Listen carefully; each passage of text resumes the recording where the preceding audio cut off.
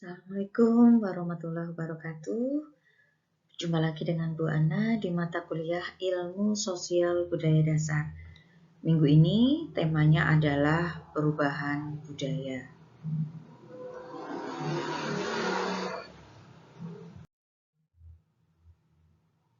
Nah, bagaimana kebudayaan bisa berubah? Nah, ada fenomena yang namanya cultural lag, yaitu penggambaran keadaan masyarakat yang dengan mudah menyerap budaya yang bersifat material tetapi belum mampu untuk mengadaptasi budaya yang bersifat non-material. Nah, cultural lag adalah suatu kondisi di mana terjadi kesenjangan antara berbagai bagian dalam suatu kebudayaan. Hal ini disebabkan perubahan pada suatu bidang tidak diimbangi perubahan pada bidang lainnya. Nah, misalnya saja perkembangan pesat di bidang ilmu pengetahuan dan teknologi ini tidak diimbangi dengan peningkatan iman dan takwa, sehingga dapat menimbulkan ekses negatif bagi peradaban manusia.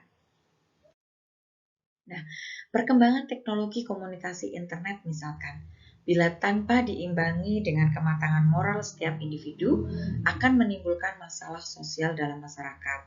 Nah, segala macam ragam informasi via internet, jika tidak disaring dalam diri individu, ini juga akan jadi bumerang bagi individu itu sendiri, kemudian masyarakat dan juga bangsa. Nah, contoh tayangan situs-situs porno saat ini bisa dikonsumsi oleh siapa saja, termasuk anak-anak di bawah umur. Hal ini merupakan ancaman yang membahayakan bagi peradaban manusia. Bukan kemajuan yang terjadi, melainkan kehancuran moral yang akan terbukti. Nah, kemudian bentuk perubahan kebudayaan yang lain selain tadi cultural lag ya atau keterkejutan budaya juga terjadi karena proses evolusi. Apa itu evolusi?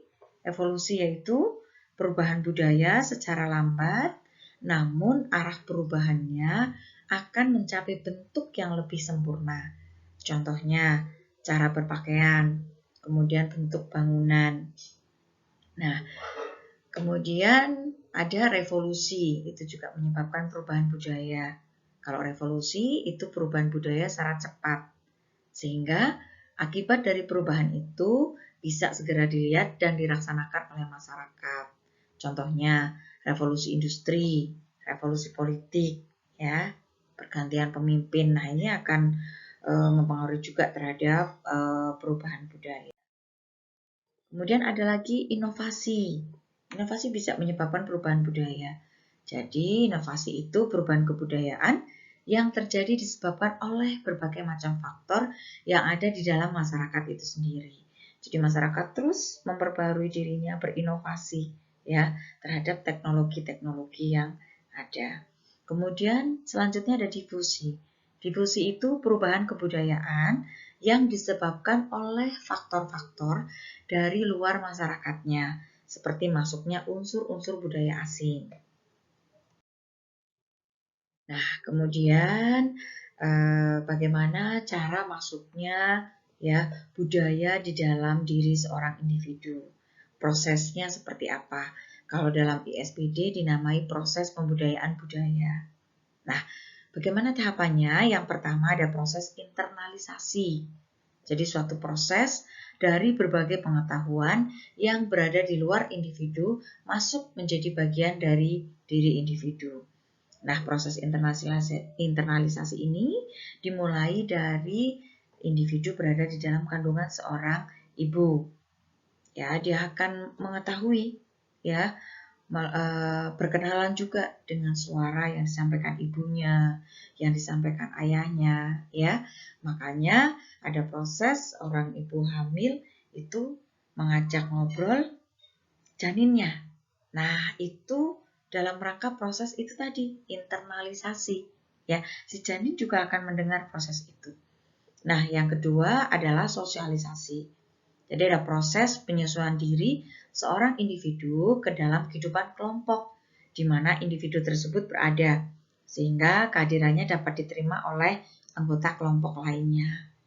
Nah, ini dimulai ketika seorang janin tadi ya, itu lahir ke dunia. Kemudian dia tumbuh sesuai dengan tahapannya. Nah, dalam tahapan-tahapan itu dia akan mengenali, ya, berinteraksi dengan orang-orang yang ada di sekitarnya. Mungkin yang pertama dia akan mengenali siapa ayah dan ibunya, saudara-saudaranya di dalam satu rumah. Kemudian sosialisasi berikutnya di lingkungan sekolah misalkan. Dia akan bersosialisasi, berinteraksi dengan lingkungan di luar rumahnya. Nah, kemudian yang ketiga ada proses enkulturasi. Proses ketika individu memilih nilai-nilai yang dianggap baik dan pantas untuk hidup bermasyarakat, sehingga dapat dipakai sebagai pedoman untuk bertindak. Nah, ketika proses tersebut dapat bervariasi dari individu yang satu ke individu yang lain, meskipun mereka hidup dalam masyarakat dan kehidupan yang sama. Nah, dalam masyarakat dikenal ada adat istiadat dan kebudayaan yang mempunyai nilai pengontrol dan nilai sangsional terhadap tingkah laku masyarakat. Nah, ketika ada masalah sosial, ya, yaitu tingkah laku yang dianggap tidak cocok lagi, melanggar norma dan adat istiadat, atau tidak terintegrasi dengan tingkah laku umum, maka akan ada nilai pengontrolnya atau nilai sangsionalnya. Nah, perilaku yang menyimpang ini dalam ilmu sosial budaya dasar disebut deviant behavior. Adalah salah satu bentuk dari masalah sosial yang kemudian dalam perkembangannya sering menimbulkan perbuatan baru yang diikuti oleh masyarakat. Ya, contohnya korupsi di Indonesia. Ya, lama-lama korupsi ini karena sudah terbiasa, gitu ya. Ini akhirnya akan membentuk sebuah kebudayaan baru yang namanya korupsi. Demikian juga dengan money politik dalam pilkada misalkan. Itu lama-lama akan menjadi budaya juga. Sekarang saja mungkin sudah menjadi sebagian gitu ya di masyarakat, menjadi budaya di masyarakat karena dari faktor kebiasaan tadi. Ya, akhirnya perilaku menyimpang itu berulang terus ya di masyarakat. Masyarakat tidak lagi merasakan bahwa perilaku itu merupakan penyimpangan, ya. Nah, kemudian perubahan kebudayaan yang lain disebabkan karena proses asimilasi, yaitu suatu proses bertemunya dua atau lebih budaya yang berbeda. Unsur-unsur budaya tadi saling berinteraksi secara intensif dan menghasilkan budaya baru. Nah, kemudian dalam proses asimilasi, ciri khas unsur budaya lama dari masing-masing budaya asal sudah tidak tampak lagi.